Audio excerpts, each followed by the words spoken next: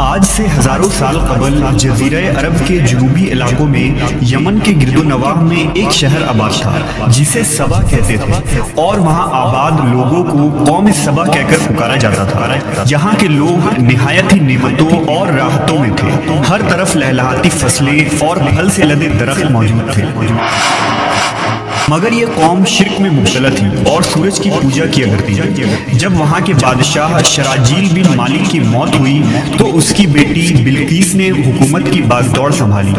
بعض مورخین نے لکھا ہے کہ بلقیس کے والدین میں سے ایک جنات میں سے تھے، مگر اس نظریے کی کوئی واضح دلائل نہیں ملتی۔ ملکہ بلقیس ایک قابل عورت تھی جس نے یمن پر 9 سال نہایت ہی خوبصورتی سے حکومت کی۔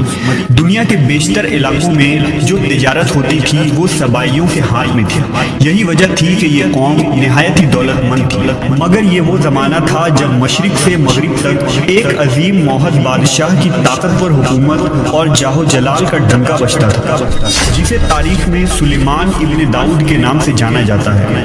حضرت سلیمان علیہ السلام کی حکومت دنیا کے بیشتر ممالک میں تھی، جس کا دارالخلافہ یروشلم شہر تھا۔ آپ کو ہوا، جنات، چرند و پرند اور جانوروں پر حکمرانی عطا کی گئی تھی۔ ایک دن کا واقعہ ہے کہ حضرت سلیمان علیہ السلام نے دربار لگایا تو جن و انس، جانور اور پرندے سب کے سب حاضر ہوئے، مگر ان کا چہیتا پرندہ ہدہد غائب تھا۔ آپ نے پوچھا ہدہد کہاں ہے؟ جب وہ نظر نہ آیا تو سلیمان علیہ السلام نے فرمایا اگر وہ اپنی غیر حاضری کی کوئی مناسب وجہ پیش نہ کر سکا تو اسے ذبح کر دیا جائے گا۔ ابھی یہ گفتگو ہو رہی تھی کہ ہدہد حاضر ہو گیا۔ پوچھا گیا تم کہاں تھے؟ ہدہد نے بڑے احترام سے جواب دیا، اے اللہ کے پیغمبر، میں اڑتے اڑتے ایک ایسے ملک پہنچ گیا جہاں لوگ شرک میں مبتلا دیکھے، وہ آگ اور سورج کی پوجا کرتے ہیں۔ ان کی ایک رانی ہے جسے وہ بلقیس کے نام سے پکارتے ہیں، وہ ایک بہت بڑے تخت پر بیٹھ کر حکومت کرتی ہے۔ اس کے تخت میں قیمتی ہیرے جواہرات لال زمرد جڑے ہوئے ہیں اور اس کے پاس تمام شاہی سامان آرائش و نمائش کے موجود ہیں۔ حضرت سلیمان علیہ السلام نے کہا اگر تمہاری بات سچ ہے تو میرا خط اس ملکہ تک پہنچاؤ تاکہ وہ شرک سے باز آ جائے، اور خط پہنچانے کے بعد وہاں بیٹھ کر سنوں کہ وہ کیا رد عمل اختیار کرتی ہے، اور پھر آ کر مجھے خبر دینا۔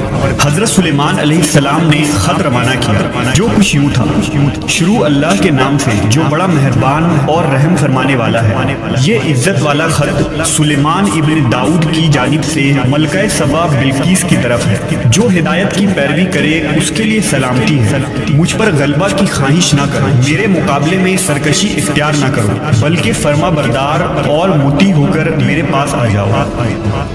یہ خط دراصل ملکہ سبا اور اس کی قوم کی طرف دعوت اسلام تھی۔ ہدہد نے یہ خط لے جا کر ملکہ بلقیس کی گود میں گرا دیا۔ ملکہ کے دربار میں اس وقت 300 کے قریب سردار بیٹھے تھے۔ انہوں نے جب یہ خط پڑھا تو طیش میں آ گئے اور کہا کہ یہ ہماری توہین ہے، ہمیں اس کا سخت جواب دینا چاہیے۔ مگر ملکہ بہت سمجھدار تھی، اس نے انہیں سمجھایا کہ خط سے پتہ چل رہا ہے کہ یہ کوئی عام شخص نہیں، خدا کا کوئی پیغمبر ہے، لہذا ہمیں حکمت سے کام لینا چاہیے۔ اس نے کہا کہ میں حضرت سلیمان علیہ السلام کی طرف ایک تحفہ بھیجتی ہوں، اگر انہوں نے قبول کر لیا تو وہ بادشاہ ہے، میں اس سے جنگ کروں گی، لیکن اگر انہوں نے تحفہ قبول نہ کیا تو میں اس کی پیروی کروں گا کیونکہ وہ نبی ہے۔ ہدہد یہ ساری گفتگو سن رہا تھا، اس نے آ کر حضرت سلیمان علیہ السلام کو ساری بات بتا دی۔ حضرت سلیمان علیہ السلام نے جنات کو حکم دیا کہ شہر میں داخل ہونے والے راستے پر سونے چاندی کی اینٹوں کا فرش بچھا دیا جائے، راستے کے دونوں جانب سونے کی عجیب الخلقت جانور کھڑے کر دیے جائیں، وزراء اور عمال سلطنت کی تمام کرسیوں کو سونے کا کر دیا جائے، دربار کو ہیرے جواہرات سے مزین کیا جائے۔ ادھر بلقیس نے حضرت سلیمان علیہ السلام کے لیے تحائف روانہ کی جن میں سونے کی اینٹیں، جواہرات، غلام، کنیزیں اور ملکہ کا ایک خط بھی تھا۔ جب یہ تمام تحائف لے کر قاصد حضرت سلیمان علیہ السلام کے دربار میں پہنچے اور انہوں نے یہ سب دیکھا تو شرمندہ ہوئے۔ حضرت سلیمان علیہ السلام نے ملکہ کے قاصدوں سے کہا کیا تم لوگ مال سے میری مدد کرنا چاہتے ہو؟ مگر دیکھ لو جو کچھ اللہ نے مجھے دے رکھا ہے وہ اس سے بھی زیادہ ہے جو تمہیں دیا ہے، لہذا تمہارا تحفہ تمہیں مبارک ہو۔ اب تم اپنے تحائف کے ساتھ واپس جاؤ اور اپنی ملکہ سے کہنا کہ ہمارا انتظار کرے، ہم ایک زبردست زبردست لشکر لے کر آئیں گے۔ جب یہ خبر ملکہ بلقیس کو پہنچی تو وہ سمجھ گئی کہ واقعی یہ اللہ کے نبی ہے، لہٰذا اس نے جنگ کے بجائے حضرت سلیمان علیہ السلام کے دربار میں حاضر ہو کر اپنی اطاعت کا یقین دلانے کا فیصلہ کیا۔ جب حضرت سلیمان علیہ السلام تک یہ پیغام پہنچا تو آپ نے اپنے درباریوں سے کہا، تم میں سے کون ہے جو ان کے موٹی ہو کر آنے سے پہلے ملکہ کا تخت میرے پاس اٹھا لائے؟ ایک دیو ہیکل جن نے کہا، آپ کے دربار کو برخاست کرنے سے پہلے میں اسے لا سکتا ہوں، میں اس کام کی پوری قوت رکھتا ہوں اور امانت دار بھی ہوں۔ پھر ایک اور شخص جس کے پاس کتاب کا علم تھا، اس نے کہا، میں یہ تخت آپ کو آپ کے پلک جھپکنے سے قبل ہی لا دوں گا۔ پھر حضرت سلیمان علیہ السلام نے اس تخت کو اپنے پاس رکھا ہوا دیکھا تو پکار اٹھے، یہ میرے پروردگار کا فضل ہے تاکہ وہ مجھے آزمائے کہ میں شکر کرتا ہوں یا ناشکری، اور جو شکر کرتا ہے تو اس کا شکر اس کے اپنے ہی لیے مفید ہے، اور اگر کوئی ناشکری کرے تو میرا پروردگار بے نیاز ہے اور اپنی ذات میں بزرگ و برتر ہے۔ مفسرین کے مطابق وہ شخص حضرت سلیمان علیہ السلام کا کوئی دوست تھا جس کا نام آصف ابن برخیہ بتایا جاتا ہے، اور بعض نے لکھا کہ وہ آپ کا خالہ زاد بھائی تھا۔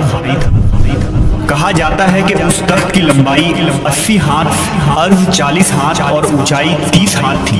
اس میں موٹی سرخ یاقوت سب زمر جڑے ہوئے تھے۔ حضرت سلیمان علیہ السلام نے اس تخت میں رد و بدل کر دیا اور اسے پہلے سے بھی بہتر بنا دیا۔ جب ملکہ بلقیس حضرت سلیمان علیہ السلام کے دربار میں حاضر ہوئی تو آپ نے پوچھا، کیا تمہارا تخت بھی اسی طرح کا ہے؟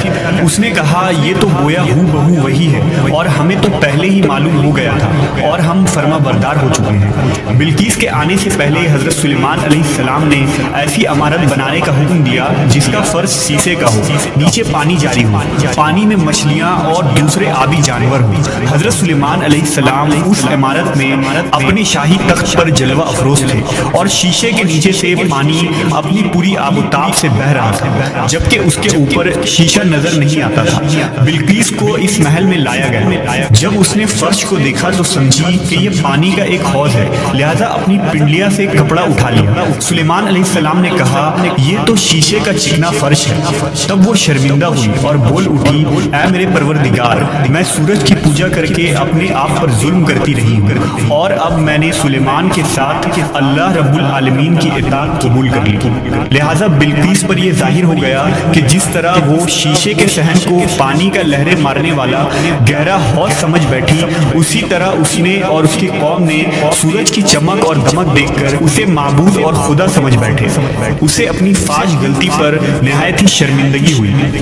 بعض مورخین نے لکھا کہ اس واقعے کے بعد ملکہ سبا مسلمان ہو گئی اور حضرت سلیمان علیہ السلام کے نکاح میں آ گئی، جبکہ بعض نے لکھا کہ آپ نے بلقیس کو